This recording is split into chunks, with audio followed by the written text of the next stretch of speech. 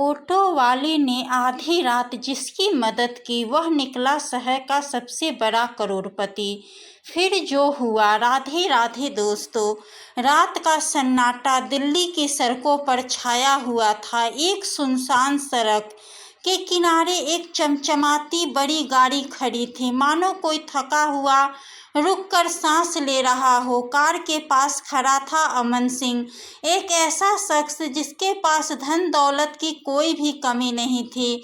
उसका सूट इतना कीमती था कि उसकी कीमत में एक छोटा सा मकान खरीदा जा सकता था। कलाई पे बंधी घड़ी रात के अंधेरे में चमक रही थी, लेकिन उस रात यह सब बेकार था। उसकी कार का पेट्रोल खत्म हो चुका था, फोन की बैटरी भी खत्म हो चुकी थी और आसपास कोई मदद नहीं नजर आ रही थी। अमन बेचैन होकर इधर उधर देख रहा था, जैसे कोई चमत्कार होने की उम्मीद हो। तभी सड़क पर एक ऑटो की खटखटाहट गूंजी। एक पुरानी सी ऑटो धीरे धीरे रुकी और उसमें से उतरा राजू, एक साधारण सा ऑटो ड्राइवर। उसका चेहरा थकान से भरा था, लेकिन आंखों में एक अजीब सी चमक थी, जैसे वह हर मुश्किल को हल्का करने का हुनर जानता हो। राजू ने अमन को देखा और पूछा, साहब क्या बात है, गाड़ी खराब हो गई है? अमन ने जवाब दिया, अरे खराब नहीं, पेट्रोल खत्म हो गया, फोन भी डेड है, कोई टैक्सी भी नहीं मिल रही। राजू ने एक पल के लिए अमन को देखा, जैसे वह उसकी परेशानी को दिल से समझ रहा हो। फिर वह अपनी ऑटो की डिक्की की ओर बढ़ा और उसने एक छोटी सी प्लास्टिक की बोतल निकाली जिसमें थोड़ा सा पेट्रोल था। उसने सहानुभूति भरे लहजे में कहा, अरे साहब, रात के इस वक्त मुश्किल ही है, लेकिन आप चिंता न करें, मेरे पास थोड़ा पेट्रोल है, अपनी बोतल में रखता हूँ, आपकी गाड़ी में डाल दूँ? अमन ने आश्चर्य और राहत के साथ जवाब दिया, तुम्हारे पास पेट्रोल है? अरे तुम तो मेरी जान बचा रहे हो। राजू ने बिना किसी हिचक के पेट्रोल की बोतल से अमन की कार में डाला, इतना कि वह नजदीकी पेट्रोल पंप तक जा सके। अमन ने राहत की सांस ली और राजू की ओर देखकर कहा, तुमने मेरी इतनी बड़ी मदद की है, मैं तुम्हें कुछ देना चाहता हूँ। राजू ने सादगी भरे लहजे में जवाब दिया, नहीं मालिक, मेरे तो वही किया जो करना चाहिए था। अमन ने उसकी सादगी देखी और मन ही मन कुछ सोचने लगा। उसने राजू से उसका नाम और पता पूछा, फिर अपनी कार में बैठा और रात के अंधेरे में गायब हो गया। लेकिन यह मुलाकात सिर्फ एक शुरुआत थी। अमन के मन में राजू के लिए कुछ बड़ा था, जो उस रात की छोटी सी मदद से शुरू हुआ था। राजू का जीवन आसान नहीं था। दिल्ली के एक छोटे से झुग्गी झोपड़े वाले इलाके में उसका छोटा सा घर था। घर क्या, बस एक कमरा, जिसमें वह अपनी पत्नी आशा और दो बच्चे सोनू और राधा के साथ रहता था। कमरे की दीवारें पुरानी थी, छत से बारिश में पानी टपकता था और बिजली का कनेक्शन भी अक्सर कट जाता था। फिर भी राजू के चेहरे पर हमेशा ही एक मुस्कान रहती थी। वह सुबह जल्दी उठता, अपनी ऑटो को चमकाता और सड़कों पर निकल पड़ता। उसका दिन सुबह से रात तक सवारी ढोने में ही बीतता था। दोस्तों, राजू की जिंदगी में पैसों की तंगी हमेशा साए की तरह साथ रहती थी। आशा घरों में बर्तन मांजने का काम करती थी, ताकि बच्चों की स्कूल की फीस और घर का खर्चा चल सके।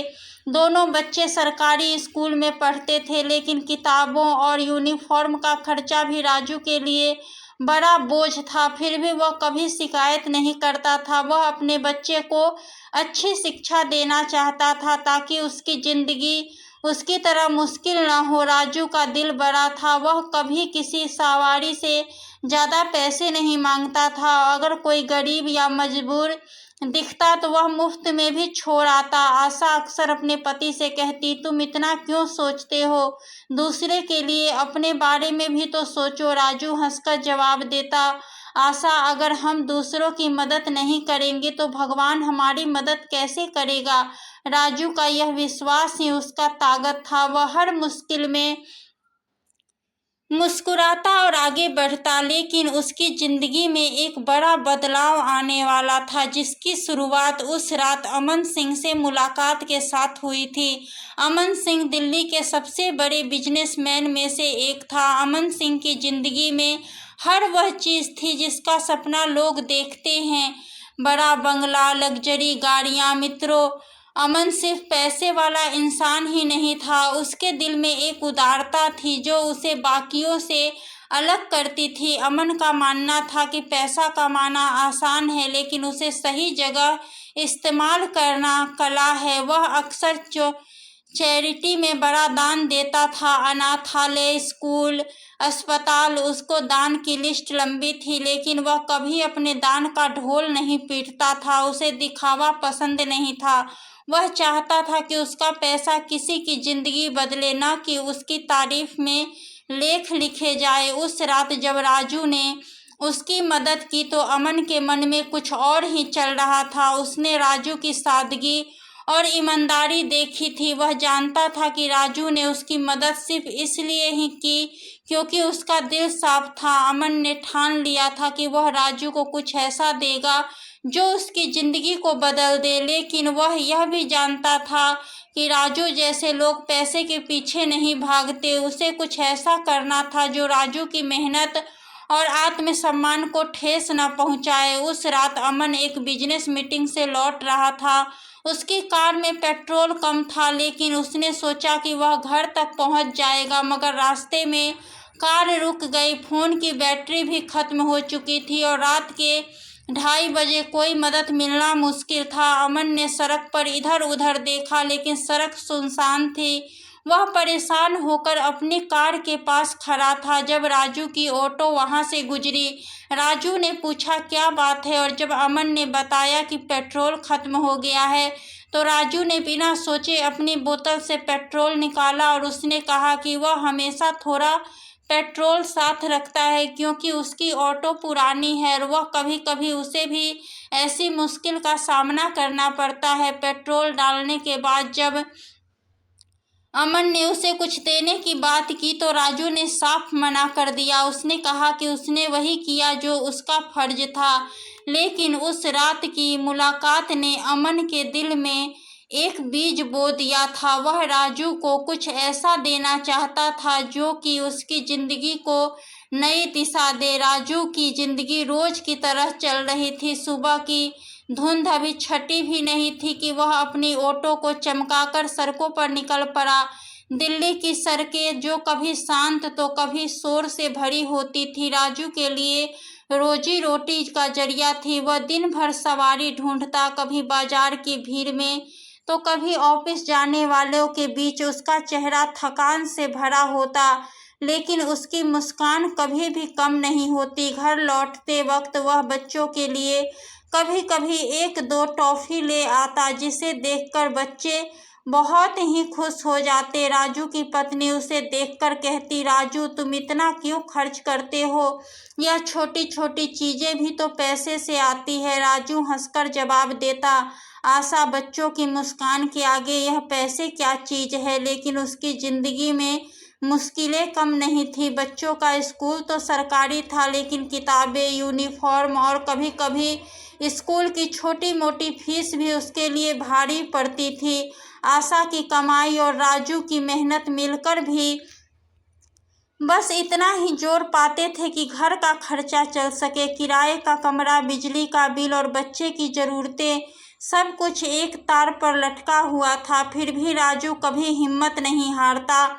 वह कहता, भगवान ने हमें यह जिंदगी दी है तो कुछ न कुछ रास्ता भी दिखाएंगे। उधर अमन सिंह अपनी दुनिया में व्यस्त था। उसका बंगला दिल्ली के पॉश इलाके में था, जहां हर चीज चमकती थी। लेकिन उस रात राजू से मुलाकात ने उसके दिल में कुछ हलचल मचा दी थी। वह राजू की सादगी और ईमानदारी को भूल नहीं पा रहा था। अमन ने अपने सेक्रेटरी को राजू का पता ढूंढने को कहा। उसने बताया कि वह उस ऑटो ड्राइवर से मिलना चाहता है जिसने उस रात उसकी मदद की थी। सेक्रेटरी ने कुछ ही दिनों में राजू का पता ढूंढ लिया।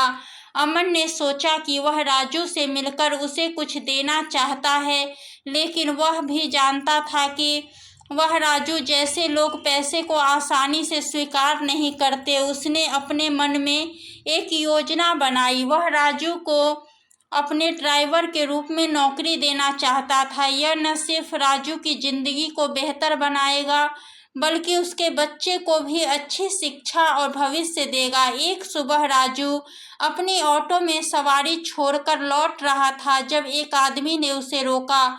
उसने कहा, राजू भाई, आपको एक साहब बुला रहे हैं। उनका नाम अमन सिंह है। वह आपसे अपने ऑफिस में मिलना चाहते हैं। राजू ने आश्चर्य से पूछा, वो मुझे क्यों बुला रहे हैं? आदमी ने सिर्फ इतना कहा, बस वो आपसे मिलना चाहते हैं। आप कल सुबह उनसे ऑफिस पहुंच जाइएगा। राजू के मन में कई सवाल उठे। उसे याद आया कि उसने उस रात एक साहब की मदद की थी, लेकिन उसे नहीं पता था कि वह कोई इतना बड़ा आदमी है। उसने आशा से इस बारे में बात की। आशा ने चिंता भरे लहजे में कहा, कहीं कोई मुसीबत तो नहीं? तुमने कुछ गलत तो नहीं किया? अगले दिन राजू ने अपनी सबसे साफ शर्ट पहनी और अमन के ऑफिस पहुंचा। ऑफिस की इमारत इतनी बड़ी थी कि राजू को लगा जैसे वह किसी दूसरी दुनिया में आ गया हो। शीशे की दीवारें, चमचमाते फर्श और हर तरफ सजे हुए लोग, यह सब राजू के लिए नया था। उसे थोड़ा झिझक हुई, लेकिन उसने हिम्मत जुटाई और रिसेप्शन पर अपना नाम बताया। राजू को अमन केबिन में ले जाया गया। अमन ने उसे देखते ही मुस्कुराकर स्वागत किया और कहा, राजू, उस रात तुमने मेरी बहुत बड़ी मदद की थी। मैं तुम्हें कुछ देना चाहता हूँ। राजू ने सादगी से जवाब दिया, नहीं मालिक, मैंने तो नहीं वही किया जो करना चाहिए था। मुझे कुछ नहीं चाहिए। अमन ने कहा, राजू, मैं तुम्हारी मदद का बदला नहीं चुकाना चाहता। मैं तुम्हें एक मौका देना चाहता हूँ। क्या तुम मेरे लिए काम करोगे? राजू ने आश्चर्य से पूछा, काम? लेकिन साहब, मैं तो बस एक ऑटो ड्राइवर हूँ। मैं आपके जैसे बड़े आदमी के लिए क्या कर सकता हूँ? अमन ने मुस्कुराते हुए कहा, तुम मेरे पर्सनल ड्राइवर बन सकते हो। तुम्हारी ईमानदारी और मेहनत मुझे पसंद आई। मैं चाहता हूँ कि तुम मेरे साथ काम करो। राजू ने एक पल के लिए सोचा। उसे समझ नहीं आ रहा था कि वह क्या कहे। उसने कहा, साहब, मैं आपका धन्यवाद करता हूँ, लेकिन मुझे सोचने का समय दीजिए। अमन ने उसकी बात समझी और कहा, ठीक है, तुम सोच लो, लेकिन याद रखना, मैं तुम्हें सिर्फ नौकरी नहीं दे रहा, मैं तुम्हारी जिंदगी को बेहतर बनाने का मौका दे रहा हूँ। राजू ने सिर हिलाया और ऑफिस से बाहर निकल गया। उसके मन में कई सवाल थे। क्या वह इस बड़े मौके को स्वीकार करे? क्या वह उसकी और उसके परिवार की जिंदगी बदल देगा? घर लौटकर राजू ने अपनी पत्नी को सारी बात बताई। इतने बड़े साहब के साथ काम करना आसान नहीं होगा। मुझे लगता है कि यह मौका हमारे बच्चों के लिए कुछ अच्छा कर सकता है। रात भर राजू और आशा इस बारे में बात करते रहे। राजू आखिरकार फैसला किया कि वह अमन का प्रस्ताव स्वीकार करेगा। अगले दिन राजू ने अमन को फ़ोन किया और कहा, साहब, मैं आपके लिए काम करने को तैयार हूँ। अमन ने कहा, राजू, तुमने सही फैसला लिया। कल से तुम मेरे साथ काम शुरू कर सकते हो। राजू की जिंदगी में एक नया अध्याय शुरू होने वाला था। उसने अपनी ऑटो को अलविदा कहा और अमन के साथ काम शुरू किया। अमन ने उसे न सिर्फ अच्छी तनख्वाह दी, बल्कि उसे और उसके परिवार को अपने बंगले के पास ही एक छोटा सा लेकिन आरामदायक घर भी दिया। राजू की जिंदगी, जो कभी तंगी और मेहनत से भरी थी, अब एक नई दिशा में बढ़ रही थी। राजू की जिंदगी में एक नया सवेरा आ चुका था। सुबह सुबह वह तैयार हुआ, नई यूनिफॉर्म पहनी जो अमन ने उसे दी थी। यूनिफॉर्म इतनी साफ सुथरी और चमकदार थी कि राजू को खुद पर यकीन नहीं हो रहा था। उसने आईने में खुद को देखा और आशा से कहा, देखो, मैं तो किसी बड़े साहब जैसा लग रहा हूँ। पत्नी ने हंसकर जवाब दिया, राजू, तुम हमेशा से ही बड़े आदमी हो, बस अब दुनिया को भी पता चल रहा है। राजू अमन के बंगले पर समय से पहुंच गया। वहां की चमक धमक उसे अभी भी अजीब लगती थी। बंगले का गेट इतना बड़ा था कि उसको ऑटो उसमें कई बार आ जा सकती थी। वह समय का पक्का था, हमेशा मुस्कुराता रहता था और अमन की हर छोटी बड़ी ज़रूरत का ध्यान रखता था। अमन को उसकी यह आदत बहुत पसंद थी। वह अक्सर अपने दोस्तों से कहता, राजू सिर्फ ड्राइवर नहीं है, वह मेरे लिए एक दोस्त जैसा है। अमन ने राजू के परिवार को भी अपने बंगले के पास एक छोटा सा लेकिन आरामदायक घर दिया था। यह घर रामू के पुराने किराए के कमरे से कई गुना बेहतर था। दीवारें मजबूत थी, छत से पानी नहीं टपकता था और बिजली का कनेक्शन भी पक्का था। छोटू और रानी को यह घर किसी महल से कम नहीं लगता था। आशा ने पहली बार घर में एक छोटा सा फ्रिज देखा तो उसकी आंखें भर आई। उसने राजू से कहा, राजू, यह सब सपने जैसा लगता है, क्या यह सचमुच हमारा है? राजू ने उसका हाथ पकड़कर जवाब दिया, आशा, यह सब भगवान की मेहर और साहेब की उदारता का नतीजा है। राजू की सबसे बड़ी चिंता हमेशा उसके बच्चे की पढ़ाई थी। अमन ने जब यह सुना तो उसने तुरंत ही छोटू और रानी को दिल्ली के एक अच्छे प्राइवेट स्कूल में दाखिला दिलवाया। उसने स्कूल की फीस, किताबें और यूनिफॉर्म का सारा खर्चा उठाने का वादा किया। राजू ने जब यह सुना तो उसकी आंखें नम हो गई। उसने अमन से कहा, साहब, आपने मेरे लिए इतना किया, अब मेरे बच्चों की जिंदगी भी संवार रहे हैं, मैं आपका एहसान कैसे चुकाऊंगा? अमन ने मुस्कुराकर जवाब दिया, राजू, यह एहसान नहीं है, तुमने उस रात मेरी मदद की थी, अब मैं तुम्हारी मदद कर रहा हूँ। यह जिंदगी का हिसाब किताब है। राजू अब सिर्फ एक ड्राइवर नहीं था, वह अमन के लिए एक भरोसेमंद साथी बन चुका था।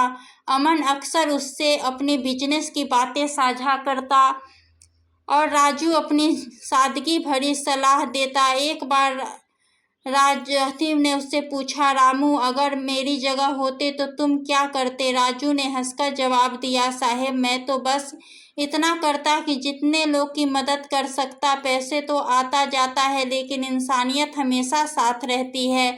अमन ने उसकी बात सुनी और मन ही मन उसकी सोच की तारीफ की। समय के साथ राजू और अमन के बीच एक अनोखा ही रिश्ता बन गया। यह न मालिक और न नौकर का रिश्ता था, न ही सिर्फ दोस्ती का, यह एक ऐसा बंधन था जो ईमानदारी, विश्वास और इंसानियत पर टिका था।